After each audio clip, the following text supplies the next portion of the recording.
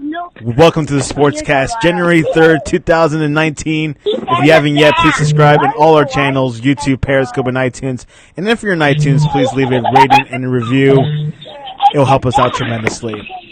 Oregon finished off the season very strong, beating Michigan State 7-6, stringing a strong signal from Justin Herbert, hey, I'll be back stronger next year. And to talk to us a little bit about what happened at the Red Box Bowl, Mr. Tyler Turner, welcome to the Sportscast. What's up, man? Hey, your thing's cutting out a little bit. Oh, I am? Okay. Yeah, your signal's cutting out. It's kind of like going in and out. Okay, no, it's fine. So what's your thoughts about the Oregon game?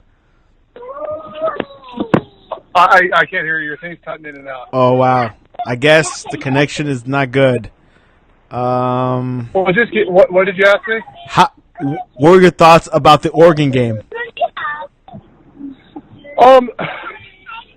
It was okay.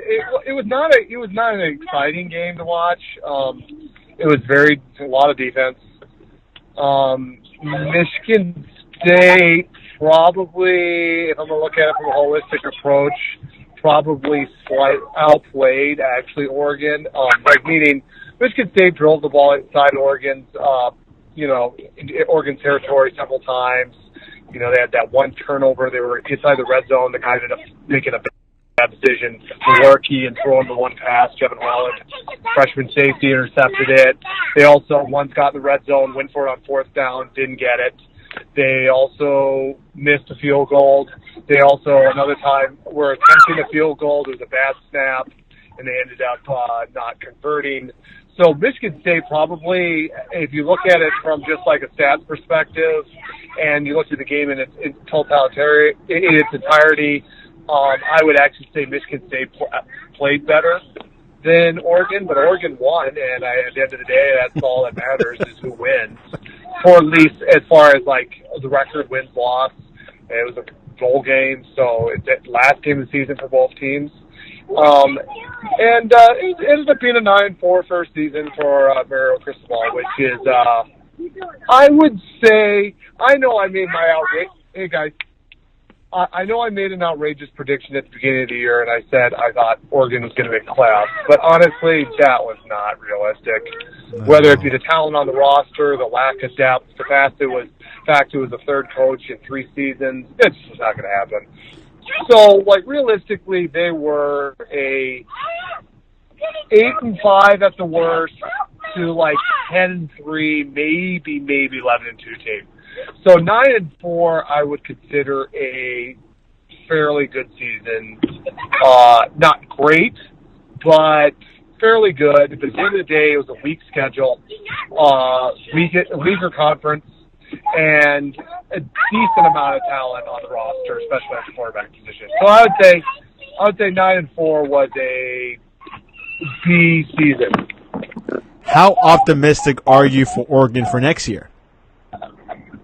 Hey, by the way, you're not having trouble hearing me because my kid's in the background, are you? No, it's okay. It's fun. Can you hear them? Yes. Can you hear me good? Yeah, but it's just background noise. Yeah. So go ahead. What'd you say? Oh yeah. So what are your like? Are you feeling optimistic for next year for Oregon? Well, what do you think? Elaborate. I'm gonna ask you that question. No, what do you think? You think I should be optimistic or not? You should be. I know Herbert is going to come back stronger, more mature, and I think a few of their good players are coming back as well. Oh, yeah. So as of right now, we are returning 10 of 11 starters on offense, and for sure 7 of 11 on defense. If Troy Dye comes back, he's still not decided if he's going to the draft or not. It would be 8 of 11. So you're returning in its entirety 18 of 22 starters. You're returning back a first-round quarterback, a guy who is a projected top 10 pick. He will be probably the best quarterback coming into next season in the Pac-12.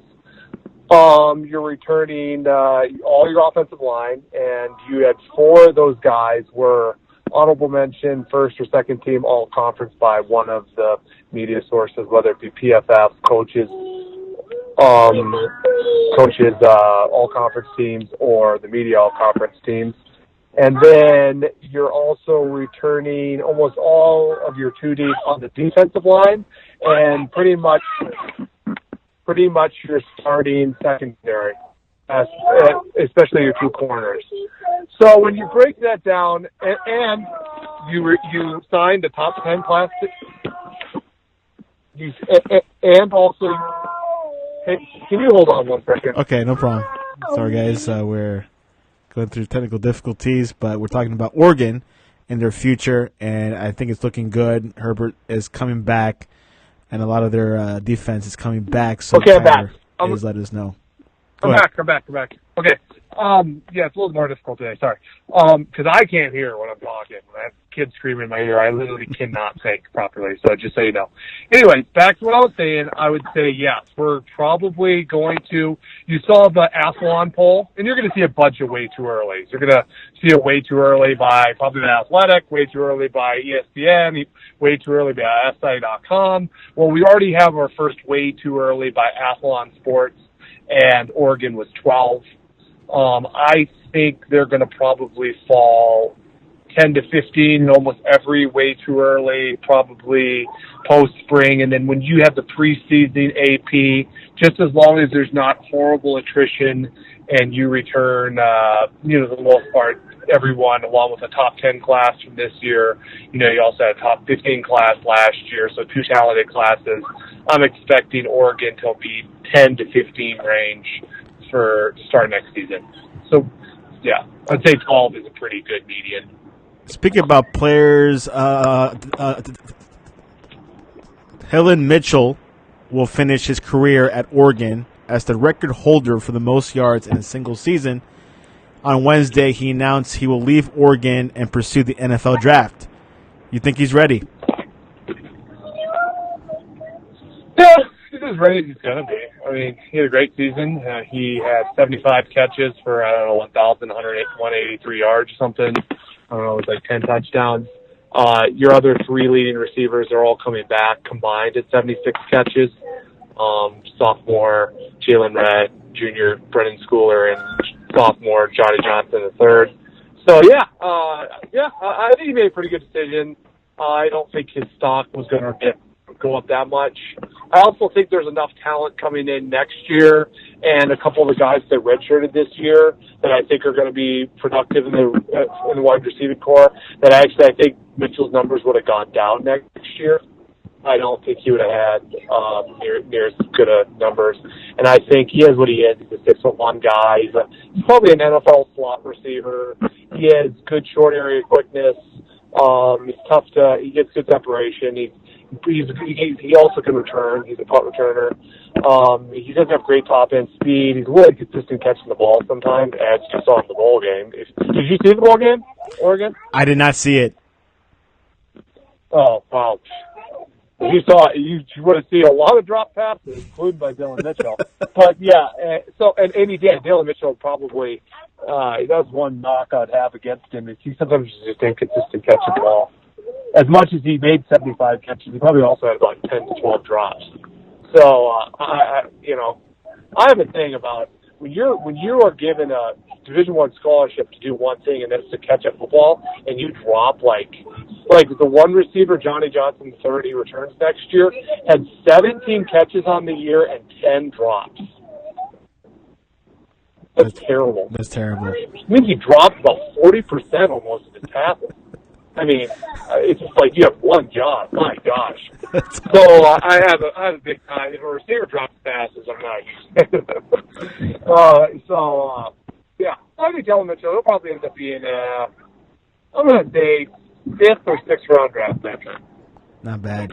In other college football news, Miami Hurricanes, due to the Mark Richt retirement, hired Manny Diaz, and there were rumors that Cristobal was an option, but were not willing to pay out or to buy out his contract from Oregon. What were your thoughts about Canes hiring? Well, okay. The fact that he was an option is probably, I would say, there's probably a lot of objectivism behind that, meaning he is a former alum. He's a great recruiter. His main recruiting base was when he was at Alabama as its recruiting coordinator with South Florida.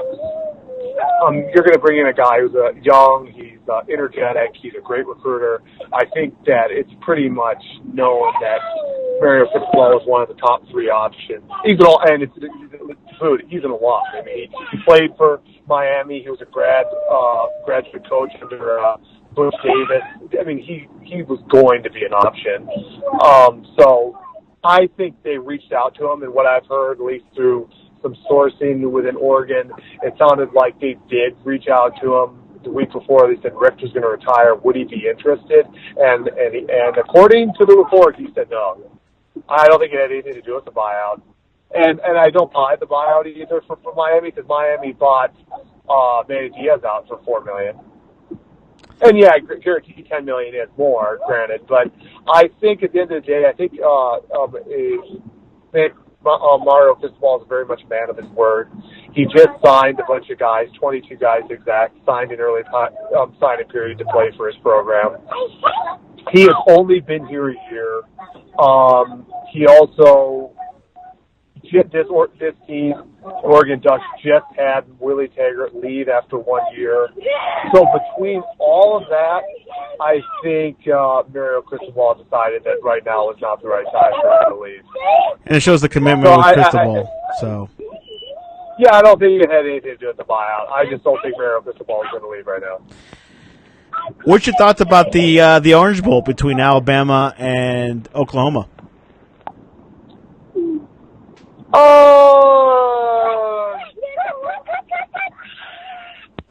don't really have much thoughts on it. I mean, I guess it kind of went like I thought it would. Oklahoma had no defense.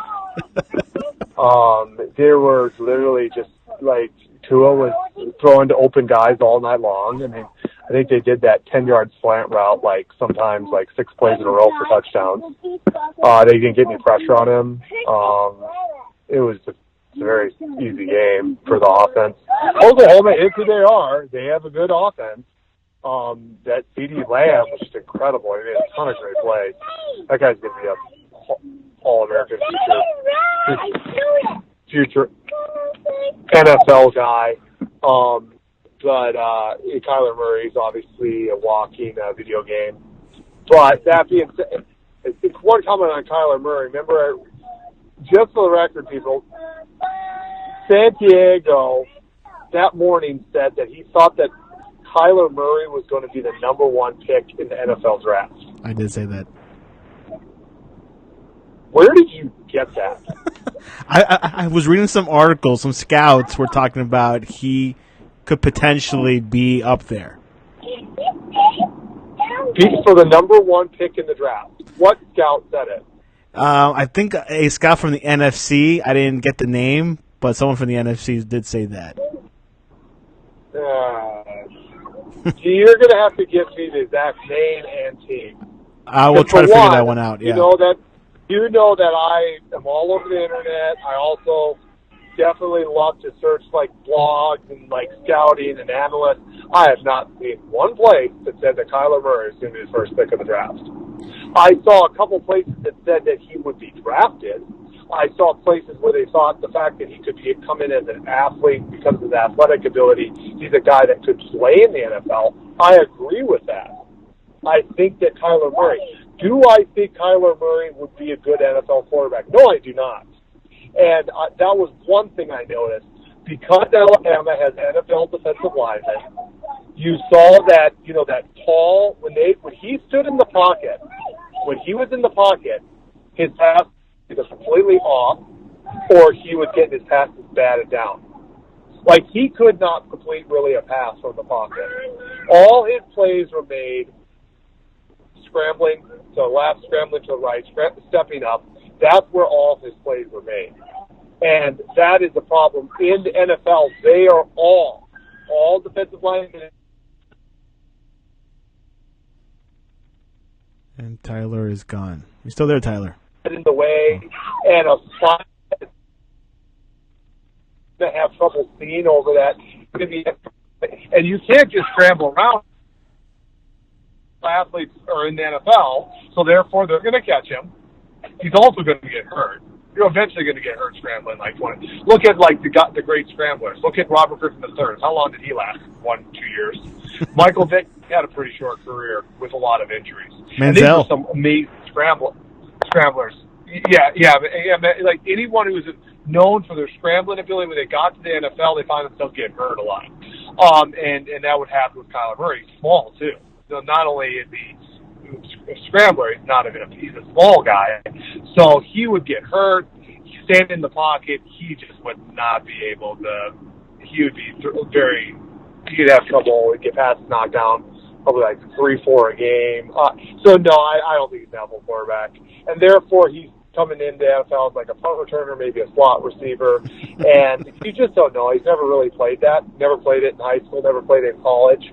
So how good would he be? I think his best move is to make millions of baseball. He's going to be a great baseball player. He's going to be a great center fielder. He's going to steal a lot of bases. He's going to be a great leadoff guy. I mean, go play baseball. I think he's going to be I think the guy's going to develop into an all-star baseball player. Instead of being in an out-of-position, maybe something he's not used to in the NFL, if he wants to try that, fine. But as an NFL quarterback, if they think that, they're stupid. If he did enter the NFL draft, where would he land? I mean, what round would he get picked? Probably like middle of the round, and like once again, I think it'd be as an athlete. I think it'd be middle. Yeah. Oh, okay. Not even close to like. Now Haskins is Dwayne Haskins declared yet? No, there's no word yet from him. Okay. Well, he's the first pick if he declares, so I hope he does. Yeah, there is a short quarterback pool this year apparently. Yeah, I'd say it's probably only really 3 first-round guys. And Drew Lock, I don't know. I saw him again. I don't know if I buy him as a first-round guy. I think it's a little bit of a reach. He'll be a good backup quarterback. What's funny about that? Well, there were some fans that liked Drew Lock on the show, so I was thinking about them when you said that. Oh, who likes Drew Lock? There are a few fans that watch the show that like him, that vax you about him, but I don't know their names specifically. But oh, okay, yeah, like I'd like someone to explain to me how he's going to be a future franchise quarterback. I mean, I just haven't seen it. I saw him play 3-4 times this year, and he's an inconsistent passer. He's not very accurate. He does move pretty well. He's a pretty athletic guy. He does have a big arm. Hey guys, I literally cannot hear myself. Yes, you can. He's a good athlete. He's a big arm. He's a pretty big guy, but he's not very accurate. I just think there's I don't know. He's a guy. Do I think he gets picked in the first round? Yeah, I do, because I don't think there's that many good. Like, I don't think Drew Block's the first-round quarterback, but he gets drafted in the first round. I don't even know if Daniel Jones is, but I do like Daniel Jones better than Block. I think he's a little more accurate. He also has some good size, good mobility, but he's definitely going to land in the first round. Do I think he's a first-round pick some years? No.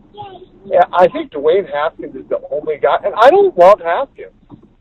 I do not love Haskins. I don't think he's extremely mobile. How about Will Greer? No. He's not a first-round quarterback. If he gets drafted in the first round, he's way overdrafted. Good college quarterback, but no. Not a super strong arm, undersized. He's mobile, but he's not really even that ridiculously mobile. He's a good college quarterback. That guy's not he's a backup quarterback for life in the NFL. How about Shea Patterson? He's not going to the NFL draft. Okay. Shea Patterson's not going to the NFL. Period. Well, anyways, due to your time, anything else before game predictions? What do you say? Yep. Ready? Yep. Let's go. Well, it's all NFL now, but Colts at the Texans. I would say the Texans. I'm going to go Texans at all. The Seahawks at the Cowboys. Seahawks play pretty good. I don't trust Cowboys in the playoffs. I'm going to say Seahawks. The Chargers at the Ravens. Big game. I think Chargers. Chargers. Tyler picks. Eagles at the Bears. I think I like the Bears at home. Yeah, Bears. Bears. And finally, national championship, Clemson versus Alabama at Levi Stadium. I think it's a terrific game. A terrific game for the fan, for as far as viewers. Well, terrific game as far as to watch between undeniably the two best programs, not just this year, but over the last 4 or 5 years. Yeah. I mean, this is the fourth time in a row they've met in the playoffs. This is the third time in the last 4 years they've met for the national title. I just think that.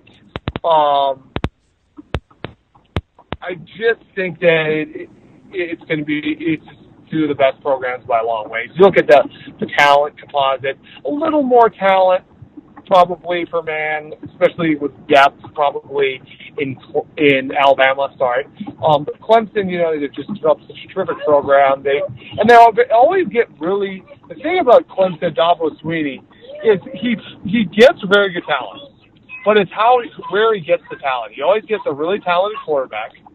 He always has some really talented receivers. And he usually gets really talented defensive linemen. Like, he's pretty much the last 4 or 5 years, he's always had guys in the defensive line that are first-round NFL prospects. And that's what he is this year. It's a team that has a great defensive line that's going to get pressure on the quarterback. Then he has a quarterback who's the number one prep quarterback coming in. But then you got Alabama, who's just absolutely loaded at every skill position. You got 3-4 guys you got 2-3 running backs that are NFL guys, an offensive line that's 3-4 guys that are, first round guys. I'm saying NFL guys, like first, second round guys. And then defensively, I don't think this is Nick Saban's best team. I can't put a finger on it, but for some reason this defense does give up some points. Granted, like Oklahoma has a very good offense and it's talented players and has a great offensive scheme with Lincoln Riley. But Alabama just this year, I've seen maybe it's a little bit of a weakness in the secondary. I'd have to look at it closer. I'd have to look at the personnel because they have to have the talent there. For some reason, it's just not clicking. It's just not. No. That's oh my goodness. What? I said they're not as good as pass defense. I didn't say they're a dumpster fire. Not clicking would say that they're not good. Alabama is in the national title for the fourth straight year. Their defense is fine. You think they did well against Kyler Murray? Kyler Murray's going to be a tough guy to stop for anybody. I do think that Alabama's defense is not as good as defenses in the past. So do you understand what I'm saying? Yeah. This is probably Nick Saban's weakest defense. Yeah, which his weakest defense is better than 95% of the defenses in the country.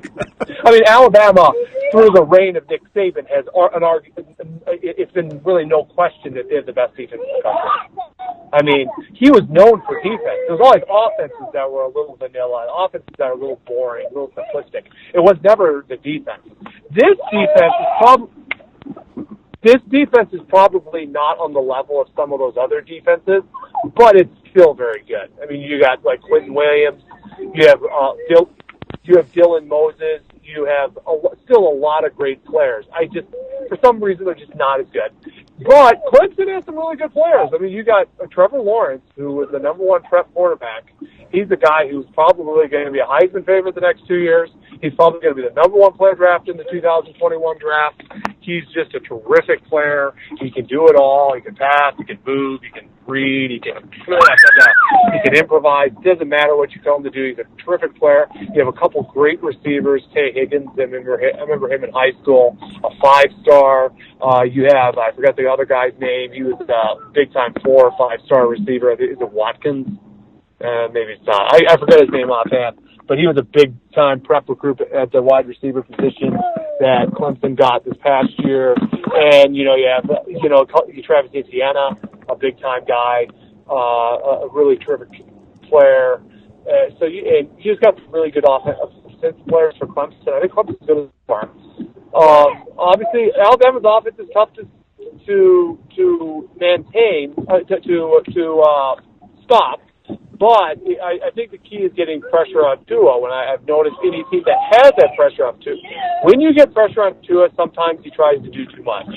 What I've seen with Tua is when he is given ample time and he makes that read, he's very accurate, he's very precise, he knows where he's going, his weapons are always open because they're way better than everyone else, and therefore he just dissects the defense and they score 50, 60 points, whatever. The couple of games that I saw that he struggled is when his guys aren't quite as open because they're a little better athletes in the secondary, and there is a defensive line that gets the pressure on it. Tua has tended to be a little bit tries to make too much out of something that's not there, doesn't get rid of the ball in time, will take a sack, or will make an ill-advised pass. Well, if Clemson's front seven with front four, which is probably the best in the NFL, with Austin Bryant, Christian Wilkinson, Dexter Lawrence, Celine Farrell, if they can get pressure on Tua, they can then force him to make bad decisions and therefore make some mistakes, and therefore that would really be kind of the cutting ground of who can separate from the other. I think it's going to happen. I remember when they played each other in 2016 National Championship. It was after Alabama lost to Ohio State the year before in the playoffs.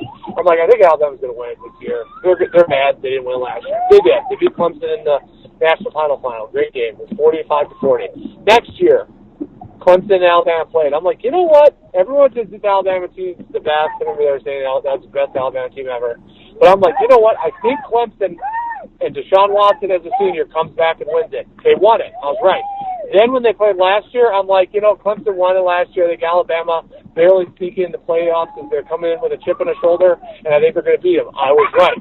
Well, this year, I think that Clemson comes back and beats Alabama. I think they're able to get pressure. Yep, I think they're able to get pressure on him. I think Trevor Lawrence makes enough plays, and I think in the end that it's I don't know. I think it's going to be 35-28 Clemson. 35-28, Alabama loses against Clemson. And random question is, should you go to work ill? You mean contagious or not contagious? Ooh, let's say a cold or flu. Well, cold and flu are contagious, no. Because you're getting risk of getting everyone sick. It's very selfish. That's true. If it's something if it's something that's just you have in your own personhood, I don't know, a staph infection or that's manageable or something like that that's not contagious, then I think you do go to work because, as long as you're able to take antibiotics to heal up from it, it's fine. But if it's something that's contagious to other people, it's viral. And Tyler, how can people reach you to talk about Oregon's recruiting? Oregon's pretty nice. Tyler Turner. What is my handle? You know it. Tyler Turner MPLS. I'm driving, so I don't. Okay. You don't remember your handle. It's on Instagram and Twitter. You can reach him on both. And Tyler will be following the games this weekend, of course, and we'll recap the national championship next week. Tyler, I appreciate your insight and your input on the Sportscast. All right, thanks, good.